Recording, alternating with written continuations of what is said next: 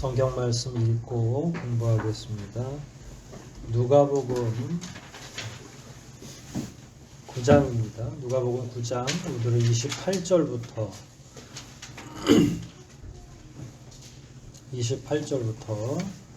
36절까지 먼저 읽고 공부하겠습니다.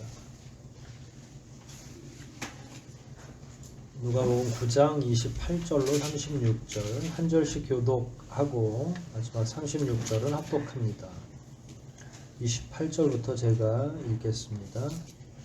이 말씀을 하시고 8일쯤 지나 예수님은 베드로와 요한과 야고보를 데리고 기도하러 산으로 올라가셨다.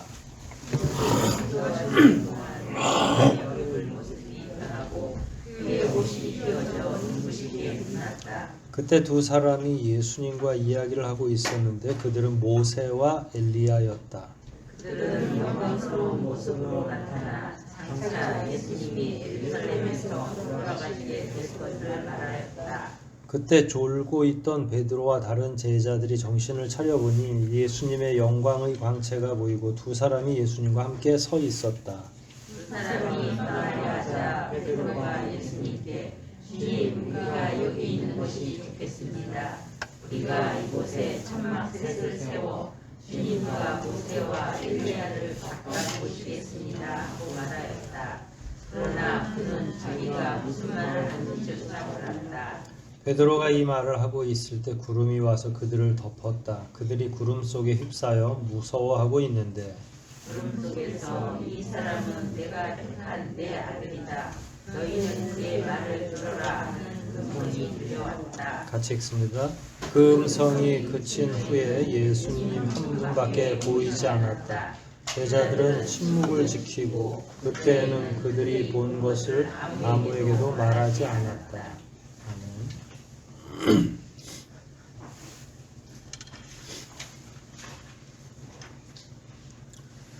흔히 변화산상에서의 사건이라고 이렇게 부제들이 다른 성경에는 붙어 있습니다.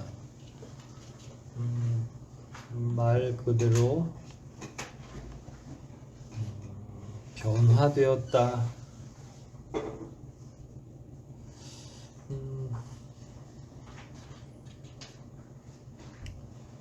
예수님께서 기본적으로 우리와 같은 모습으로 이 땅에 태어나셨고 또 성장해 오셨죠. 그러니까 그 지혜 그리고 그 능력을 보면 우리와 같지 않아요. 비범하죠. 근데 그렇다고 해서 진짜로 예수님이 무슨 후광을 달고 다니신 건 아니죠. 우리랑 너무 똑같으셔가지고 그가 말씀을 하시기 전에는 혹은 치유를 하시기 전에는 그의 비범함을 누구도 알아채기가 어려울 정도로 평범한 거죠. 근데 오늘은 그냥 이렇게 뵙기에도 평범하지 않은 상태로 변화된 거예요. 그러니까 그 내용을 좀 한 문장 한 문장 살피면서 공부를 해보도록 하겠습니다. 28절 보면 이 말씀을 하시고 8회쯤 지났다, 8일쯤 지났다. 그러니까 이 말씀은 그러면 너희는 나를 누구라 생각하느냐? 그리스도는 하나님의 하나님의 아들이십니다. 주님이시고 하나님의 아들이십니다. 살아계신 하나님의 아들이십니다. 그리고 그 이야기에서 쭉 연결돼서 27절 여기 있는 사람들 가운데 죽기 전에 하나님의 나라를 볼 사람도 있을 것이다. 등등 이런 이야기를 쭉 지난주 살핀 내용을 하신 다음에 이제 각자 돌아가고 제자들은 계속 예수님과 함께 여기저기 복음을 증거하고 다니는데 8회 정도가 지난 거죠. 예수님은 베드로, 요한, 야고보 삼총사라고 말씀을 드렸고요. 요한과 야고보는 어떤 관계예요? 형제 관계죠. 그러니까 세 사람을 가장 가까운 거리로 수행토로 하시고 산으로 기도하러 올라가셨다. 그게 이제 뭐 변화산, 우리가 그냥 그렇게 지칭하는 산인 거죠.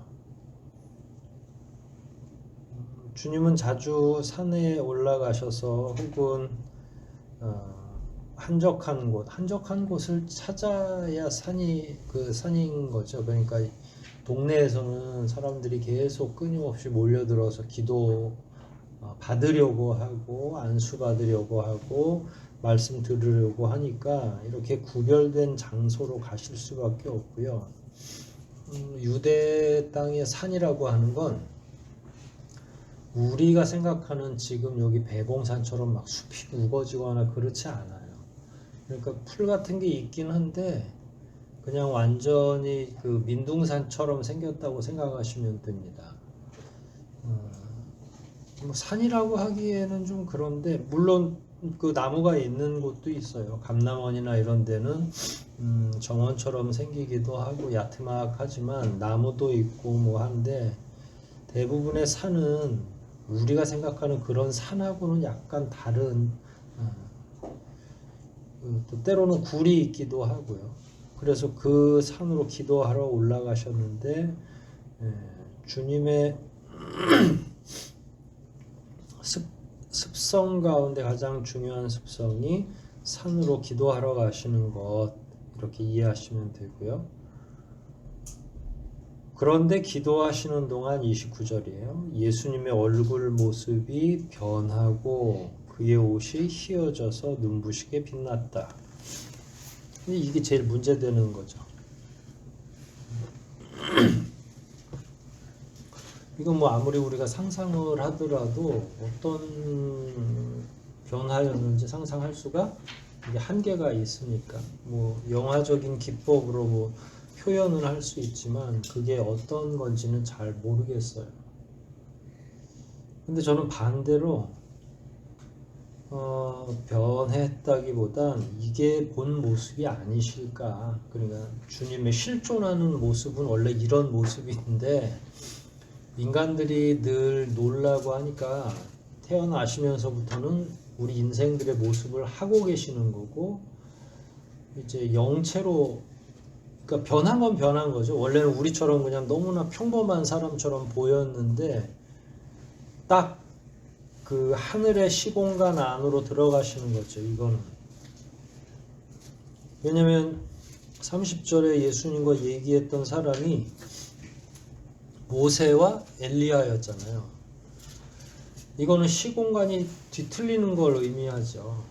시간과 공간은 한 번에 간다고 분명히 말씀을 드렸잖아요. 제가 물리학자가 아니더라도 뭐 전체 물리학자가 아니더라도 상상이 가능한 게 시간이 있어야 공간이 있는 거고요. 그 공간 안에서 시간이 같이 흐르는 건데 과거에 죽은 영체들이 쓱 나타난 거죠. 그러면 이제 이거는 이 죽은 영체들한테는 시간이 있어요? 시간이 흐릅니까? 시간이 안 흐르죠. 영원한 시간 안으로 들어가 버린 거니까. 그러면 지금 있는 공간도 딱 멈추게 되는 거예요. 이치상으로는. 그러면 이 순간을 예를 들어서 나중에 32절에 그때 졸고 있던 베드로와 다른 제자들이 정신을 차려보니 예수님의 영광의 광채가 보이고 두 사람도 보이고 그러니까 자기네들이 목격하고 있는 게 마치 멈춤 그림처럼 이렇게 딱 고정되어 있는 것처럼 아무튼 이 우리가 상상할 수 없는 일이 벌어져 가지고 우리의 상상력으로는 도저히 이것을 완전하게 해석할 수는 없는데 말씀드린 것처럼 이게 본 모습은 아니실까? 뭐 이거보다 더 영광스럽고 더 화려할 수도 있고 더 특별할 수도 있지만 일단 본문 성경 본문 전체에 나오는 모습 가운데 가장 영체에 가까운 주님의 변화인데 변화가 아니라 원래 그 모습이었을 거고 변했다고 표현하려면 차라리 인생의 모습으로 하고 있는 평소의 모습이 변해 있는 것. 그러니까 이미 예수님 오셨을 때는 저 하늘나라에 모세도 있고 엘리야도 있었던 거예요. 거기에 있다가 내려온 거니까. 그러면 그 하늘나라에서 이미 주님과 이 두 분의 선지자는 뭐 그 전에도 대화를 했을 수 있고 이미 익숙한 일들이었을 거겠죠.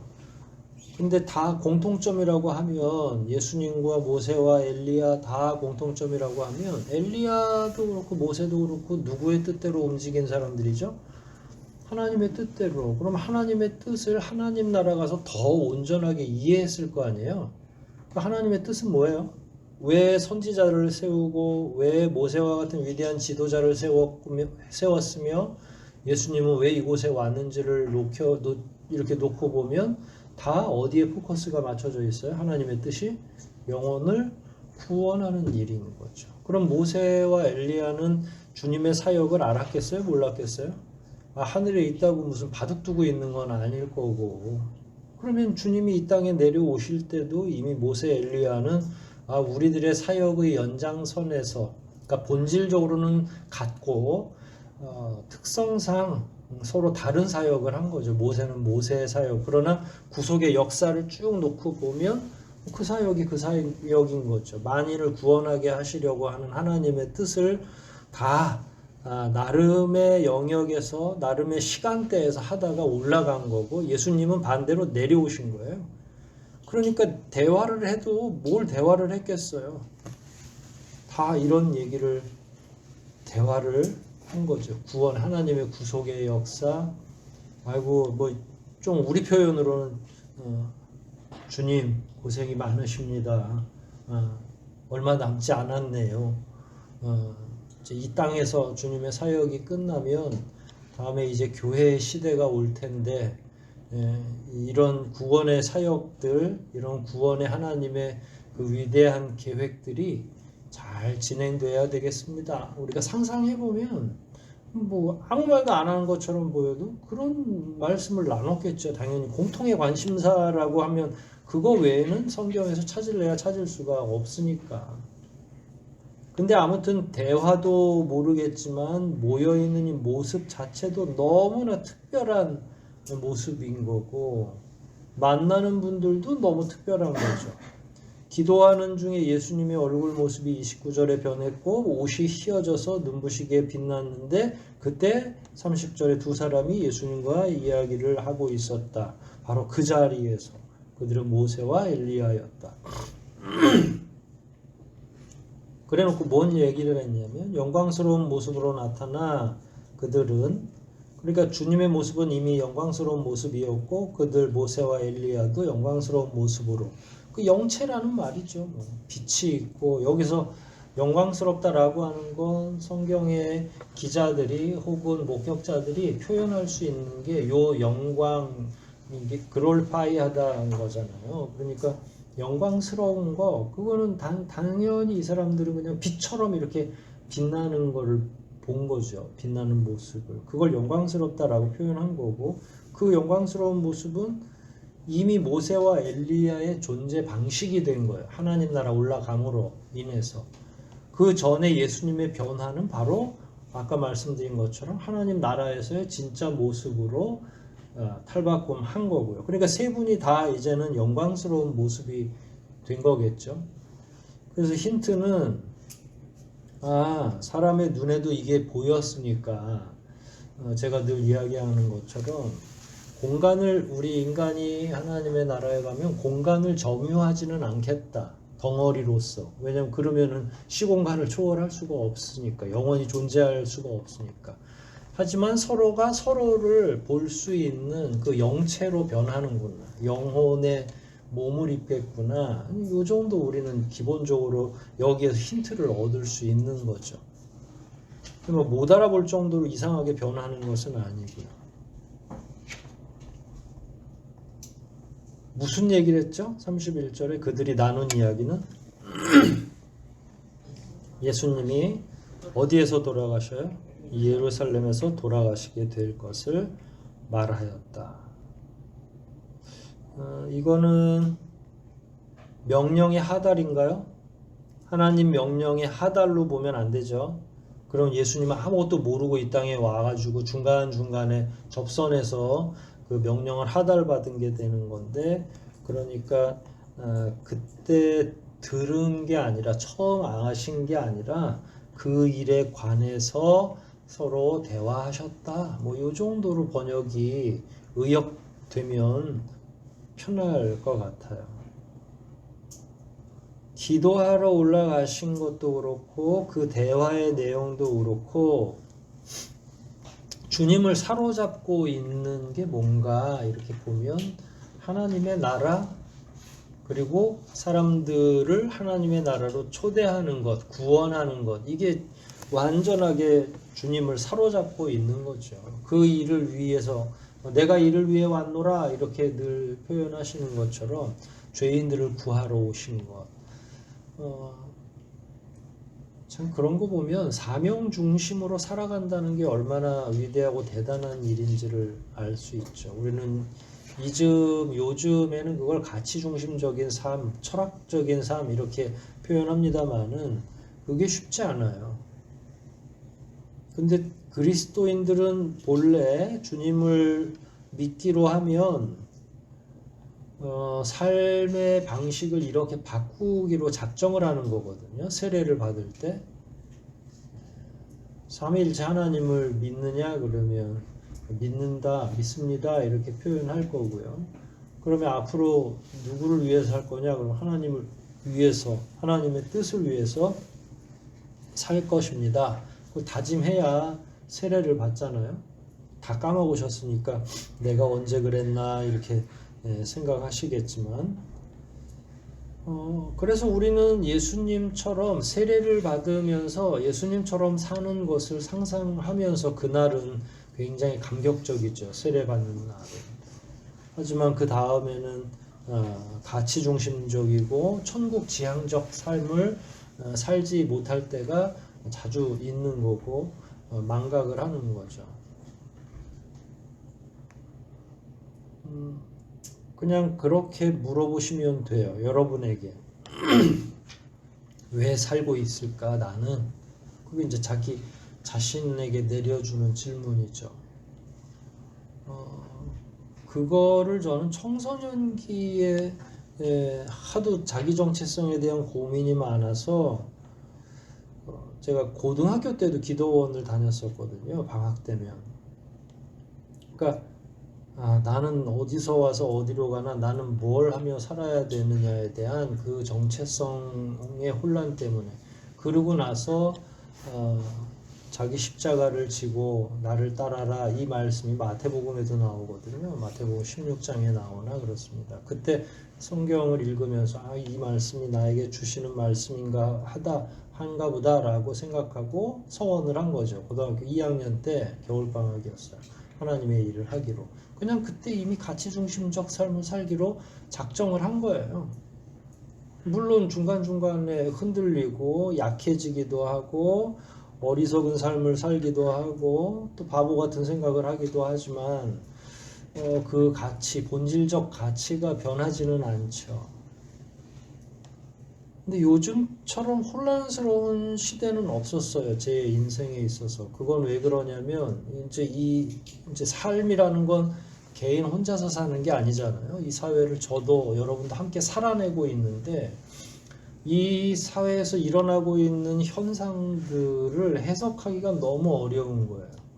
세대별로 다 갈갈이 흩어져 있고요. 찢어져 있고 그 다음에 정치적으로는 좌와 우가 갈라져 있고 엄청난 혼란이 있습니다. 직장에 가면 뭐 MZ세대에 있다고 그러죠. 그러면 뭐 40, 50대 되는 그 팀장님 이상부터 나머지 그 일종의 중간 관리자들도 젊은 세대랑 일하는 걸 너무 어려워하는 거죠. 이제 그런 사람들이 이제는 교회에 보편적으로 그냥 다닌다고 하면 교회 안에도 사실 말은 안 하지만 근데 저는 더 혼란스럽고 내면적 질문이 있는 건 분명히 우리 교회 청년들도 공동체 안에서는 네 집사님, 목사님 이렇게 하면서 어떻게 보면 이 교회는 굉장히 수직적인 그 구조를 가지고 있거든요. 그 하이어라키라고 이야기하는 최고의 이제 성직자가 있는 거고 그 다음에 이렇게 장로님 다들 그렇게 이해를 하잖아요. 계급 사회로 이해하거든요. 근데 거기에 대해서 아무런 그 의문을 제기하지 않아요. 교회에서는. 저는 그게 맞다라는 말이 아니라. 근데 또 직장에 가면 어때요? 자기 할 말 다 하고 자기가 누리고 따져야 될 거 전부 정확하게 따지고 그게 이 시대가 돼버린 거죠. 이런 사람들이 교회에 와서 또 그 일사불란하게 잘 움직이고 있거든요. 근데 이게 뭔가 하나는 맞지 않는 태도일 건데 분명히 어디선가는 그냥 싫어도 하는 것 같은데 이게 어느 게 옳은지도 저도 판단이 안 서고 이 시대가 그토록 혼란스럽다는 거예요. 그다음에 자기 믿음을 지키는 것도 그냥 나 혼자서 벽 보고 기도하고 또 말씀 읽고 뭐 이런 게 아니라 공동체 안에서 어떻게 살아가야 되는지 이런 것도 사실 고민이 되기도 하고요. 저는 목회자로서 더 여러분들과 함께 호흡하는 것에 어떻게 해야 되는지도 궁금하기도 하고 이 시대로 어떻게 목회해야 되지? 근데 다행인 건 제가 뭐 은퇴를 뭐 20년씩 앞두고 있으면 되게 힘들 텐데 뭐 대충 좀 버티면 다음 후임자가 올 건데 저는 그 걱정은 하는 거죠. 야, 후임자가 이 시대를 목회한다는 건 보통이 아니겠구나. 이런 사람 저런 사람들을 다 그러니까 그럴 때 가치가 하나로 뭉칠 수 있을까라는 거예요. 이젠 교회도 더 이상 그 불신지옥 예수천국 이것만 가지고는 하기가 되게 어려운 시절에 그러면 우리를 하나로 묶는 가치는 무엇이어야 되는가? 교회론에 있어서. 근데 또 여러분들이 직장은 또 가실 거잖아요. 이 친구들이 또 직장 가면 또 만만치 않은 새로운 MZ세대의 꼰대들이 될 텐데 참 그래서 이 시대는 한마디로 정의하기가 너무 어려운 그런 철학의 혼란 시대 같은 느낌인 거예요. 그래도 아무튼 여러분들은 스스로가 대답하셔야 됩니다. 나는 누구인가? 나는 뭐 하고 지금 살고 있는가? 직업을 묻는 게 아닙니다. 직종을 묻는 게 아니에요. 주님 안에서 내 가치가 확실하게 정리되어 있는가? 내가 가야 될 길이 명확한가? 근데 주님과 엘리야와 모세가 함께 이야기하는 걸 통해서 명확한 합의된 대화가 가능하잖아요. 언제 만나도 이분들은 그냥 늘 그 얘기인 거죠. 대화의 주제가 바뀔 것도 없어요. 왜냐하면 워낙에 딱 정확하게 가치 중심적 그 지향을 하고 있기 때문에. 우리는 매번 주제가 바뀌죠. 여러분 점심 밥상에서 주제가 늘 바뀌고 있잖아요. 그건 가치가 끊임없이 시간대마다 아침에 다르고 점심에 다르고 저녁에 다르다는 거예요.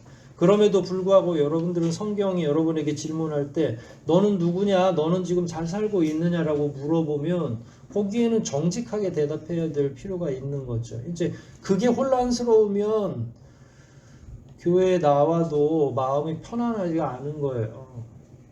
마치 시대에 뒤떨어지는 느낌인 거고 내가 여기서 뭘 하고 있는지 여기가 안 맞는 건지 세상이 안 맞는 건지를 잘 모르겠는 거죠.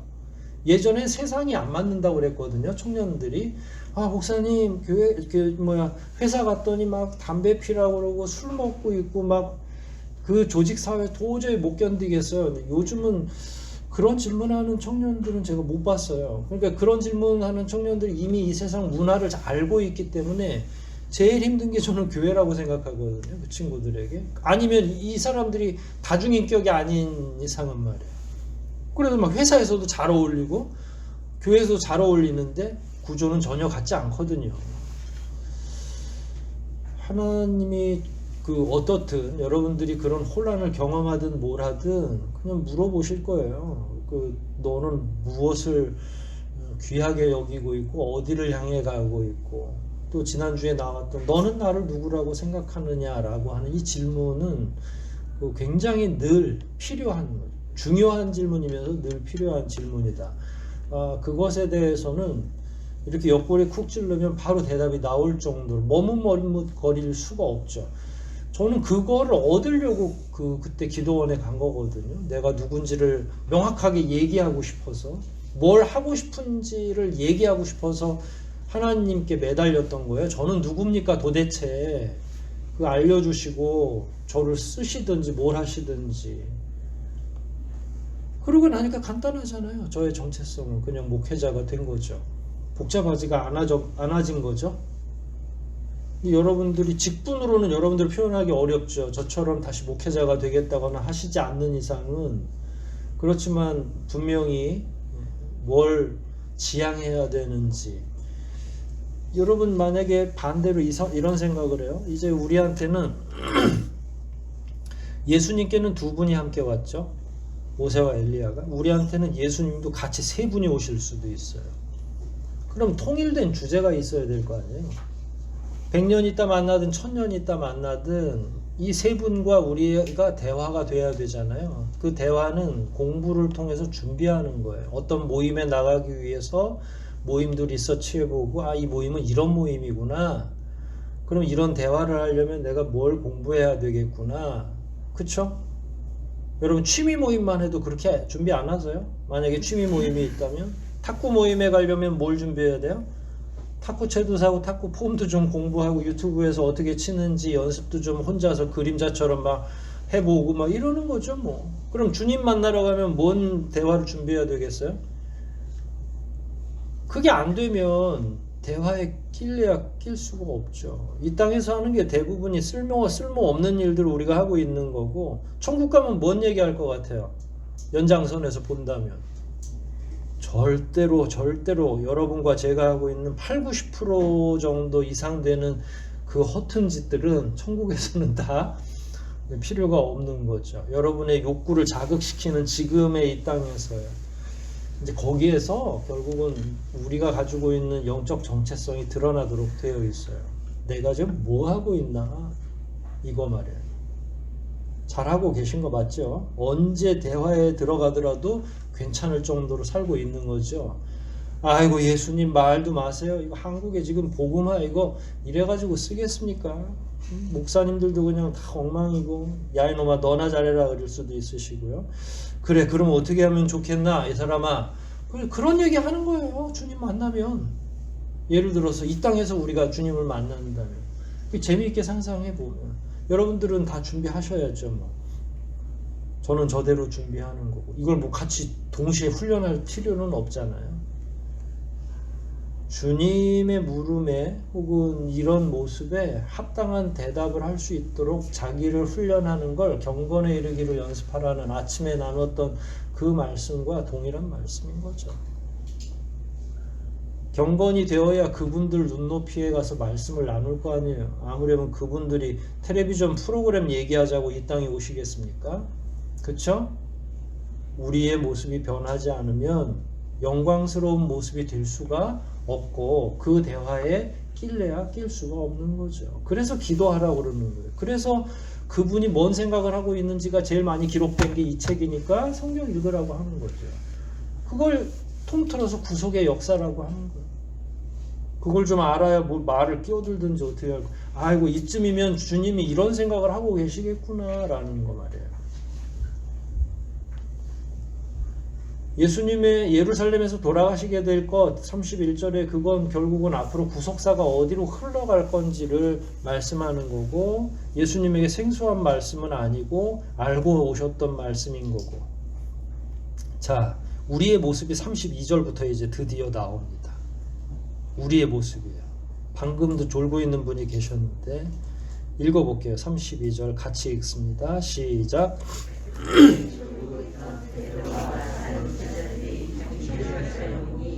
예수님의 영광의 상징을 보이고 두 사람이 예수님과 함께 서 있었다. 이게 다행인 건지 어쩐 건지 모르겠어요. 아유 졸아도 또 그때 졸 게 뭐예요. 영광스러운 모습을 보이는데 그게 근데 안쓰러워도 그냥 우리의 한계인 거죠. 사실은 우리는 육신을 이제 아직 입고 있으니까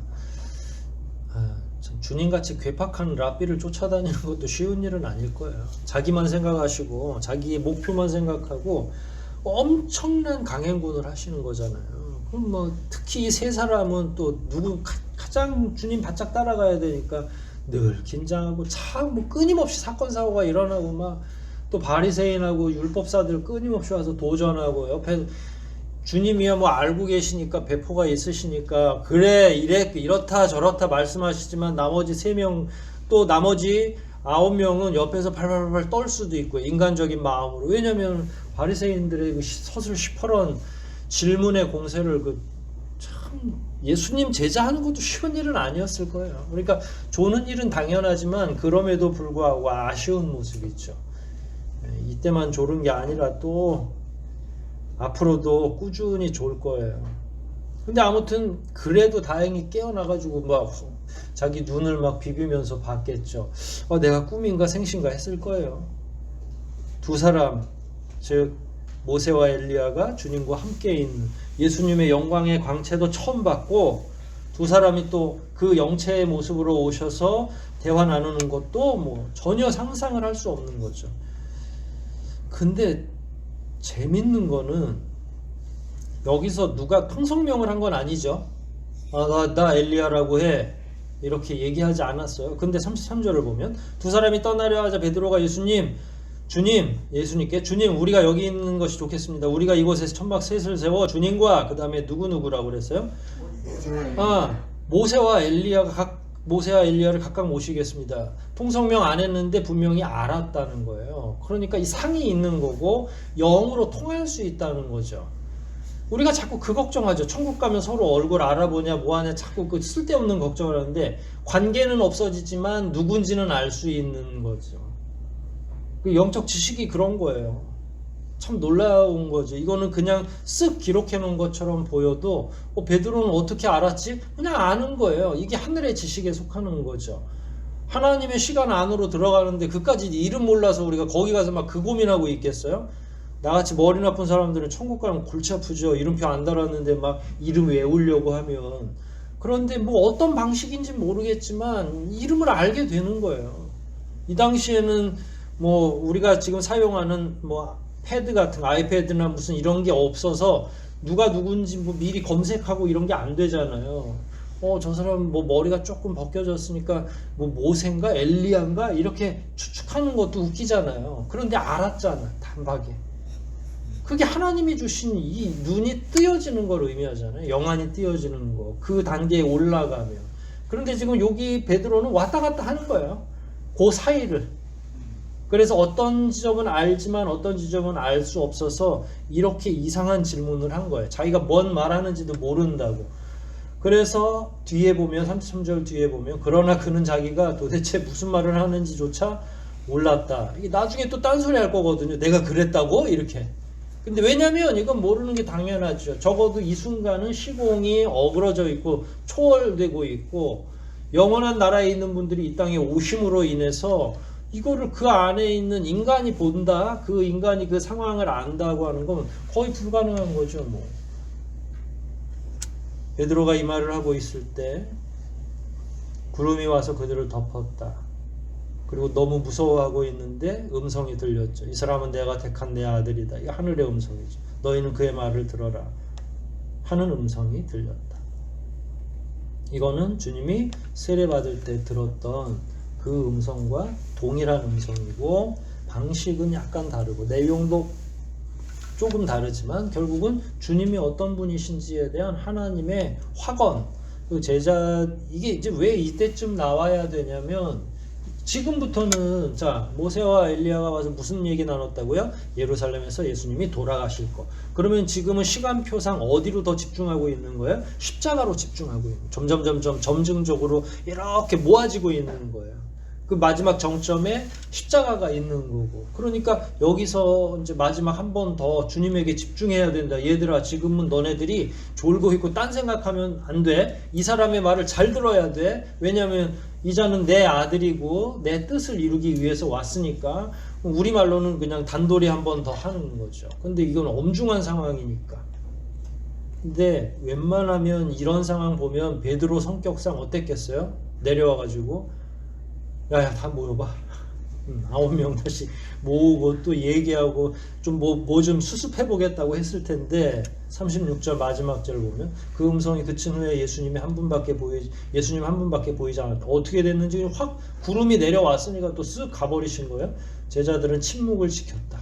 그때는 그들이 본 것을 아무에게도 말하지 않았다. 그러니까 이게 후대의 기록이니까 그리고 나서 이 상황을 기록으로 남긴 게 복음서에 들어가 있는 거다라는 표현이에요. 우리 제자들도 시공간이 어그러지는 걸 이해를 못하니까 얘기해봐야 내려가서 엘리야 만났다고 그러면 나머지 9명이 뭐라고 표현했겠어요? 너 또 졸았구나. 좀 제대로 좀 알려주지. 얘기를 했겠죠. 왜냐면 믿을 수 없는 일이 벌어진 거잖아요. 그러니까 이 세 사람도 막 이렇게 가슴을 쳤을 것 같아요. 근데 나중에 공통의 지식을 갖게 되죠. 그 공통의 지식은 예수님의 부활과 승천이에요.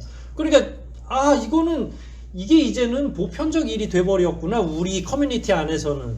그러니까 영의 활동이나 영으로 변한다거나 이런 게 요때까지만 해도 선택된 사람만 보게 된 건데 나중에는 다 얘기할 수 있는 거야.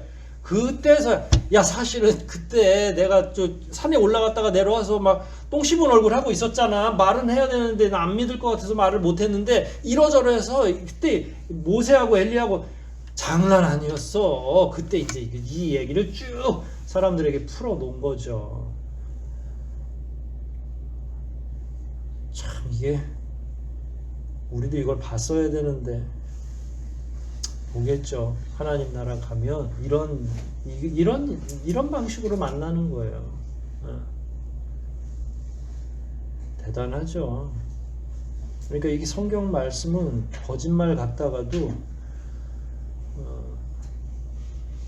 여러분들이 누군가에게 성경을 가르칠 때 이 앞뒤가 맞으면 지금처럼 다 얘기하시면 돼요. 근데 앞뒤가 못 맞추면 앞이 옆에 있는 사람이 이해를 못하죠. 뭔 소리 하나, 어떻게 죽은 사람이 오며.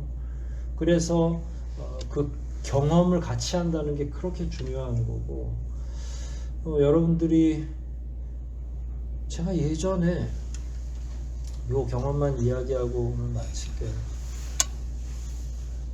저는 설교를 하는 사람이니까 늘 그런 기도를 했어요. 성경을 잘 이해하고 설교를 좀 잘한다는 게 사람들에게 정말 생생하게 그 이야기를 했으면 좋겠어서 그런 기도를 했죠. 근데 저도 그렇고 많은 목회자들이 보통 재간꾼들 있죠. 이야기를 만들어내는 재담꾼들, 오늘날로 말하면 개그맨이 될 수 있고, 근데 이런 사람들은 거짓말을 그렇게 진짜처럼 막 얘기하고 얼마나 재미있게 하는지 모르겠어요. 부럽잖아요, 방식 자체는.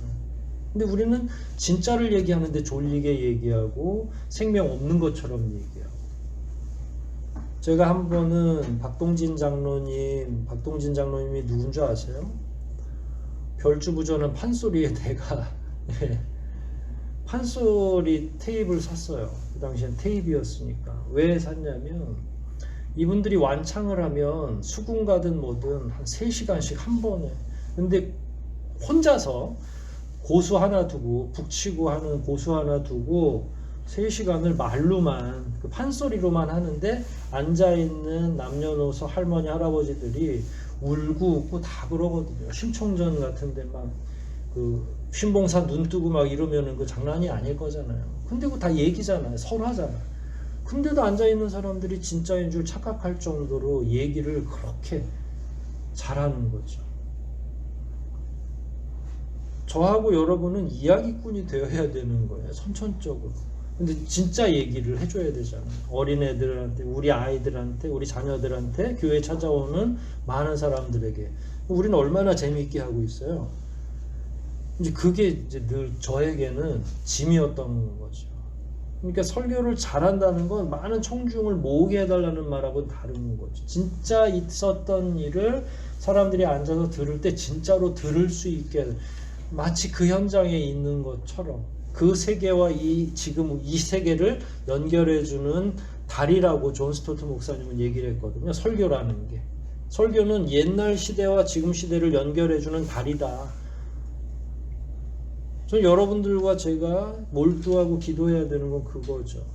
여러분들이 손자아이 앉혀놓고 만약에 설교를 한다면, 여러분들의 자녀를 앉혀놓고 같이 큐티를 한다면 막 그냥 진짜 눈물도 나고 흘리고 막 그러셔야 되는 거죠. 왜냐면 진짜 있었던 일이니까. 근데 우리는 그냥 옛날에 예수님이 계셨단다 그렇게 얘기하면 이게 이제 생동감이나 실감이 잘 안 날 수도 있겠죠. 저는 이 고민이 지금도 계속되고 있어요. 어떻게 우리가 말씀을 살아있는 하나님의 말씀으로 증거하고 전달할 수 있느냐. 말씀드린 것처럼 우리가 자꾸 고민의 정도가 깊어져야 되죠. 나 혼자 믿고 나 혼자 천국 가는 건 해결됐으니까 이제 다른 사람들에게 이걸 복음을 증거할 때 우리는 어떤 자세로 어떤 태도로 복음을 이야기할 것인지도 고민하면서 살아가는 게 마땅하다. 그리고 적어도 여기 계신 분들은 대부분이 교사급에 속하시는 분이고 누군가를 가르쳐야 되니까 그렇다면 우리는 좀 더 말씀에 집중해야 되고 살아있는 생명력 있는 말씀을 우리가 죽여서는 안 되는 거죠. 나의 부족함과 게으름으로 인해서 혹시 말씀이 이게 바보처럼 들려지는 건 아닌지를 고민해야 될 필요가 있는 거예요. 그래서 더 진짜 이 말씀이 지금 사람하고 움직이고 역사하는 것처럼 그래야 그걸 소위 우리는 감동을 받았고 은혜를 받았다고 표현하는 거잖아요. 이제 우리가 그런 메신저가 되는 거죠. 마치 어떤 영적인 일을 공유하지 못했을 때 답답하다가 때가 되면 그 영적인 경험들을 공유할 수 있는 이런 상황이 되도록 만드는 것 말이에요. 이런 방식으로 이런 태도로 우리가 주님의 말씀을 대한다면 저하고 여러분은 이 시대에 굉장히 선한 청지기가 될 것이고 훌륭한 말씀의 전파자가 되리라 생각을 합니다. 오늘 말씀을 전체적으로 잘 이해하시면서 말씀에 대해서 더 우리 스스로가 살아있는 하나님의 말씀으로 믿는 그리고 전하는 저와 여러분 되시기를 주의 이름으로 축복합니다. 우리 말씀들 생각하면서 함께 기도하시겠습니다. 변화산상에서 있었던 일들 다시 한번 여러분이 스스로가 상상하시면서 과연 나는 누구인지 주님의 이 사명을 우리가 어떻게 옆에서 거들고 수종들 수 있는지 우리는 살아계신 하나님의 말씀을 어떻게 대하고 있는지 이 시대에 나는 어떤 태도로 어떤 가치를 가지고 살아가야 되는지 가장 본질적이고 본연적인 질문을 하나님 앞에 이 시간 올리고 그 해답을 하나님께 매달리면서 찾아가는 우리가 되게 해달라고 함께 기도하시겠습니다.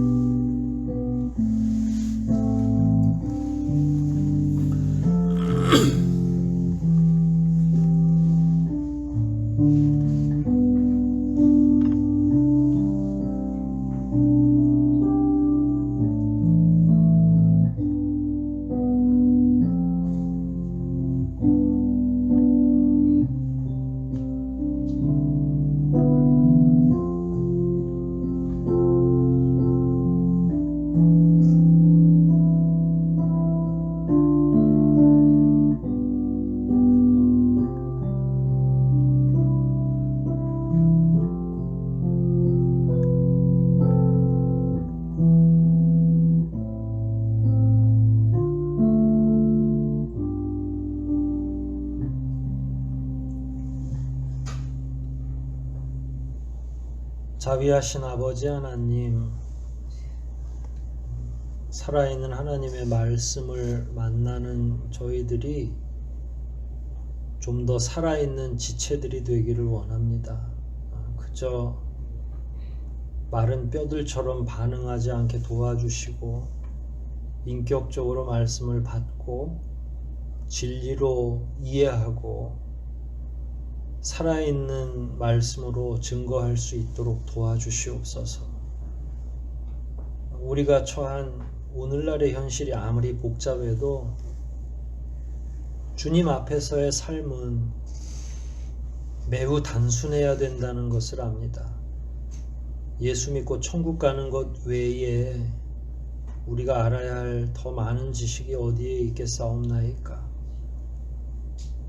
세상을 사는 지혜도 중요하고 필요하지만 적어도 그리스도인으로 살아가는 동안 천국 복음에 대한 확신과 온전한 지식을 갖게 도와주시옵소서. 그대로 살기를 원하며 돌아가는 우리 교우들의 발걸음을 인도해 주시고 이번 한 주 내내 말씀에 사로잡혀 살아가게 도와주시옵소서. 그러할 때 힘도 주시고 지혜도 주시고 명철함을 허락하여 주시고 말씀 안에서 빛을 보게 도와주시옵소서. 모든 것 주님께 의탁하오며 우리를 구원하신 예수님의 이름으로 기도하옵나이다.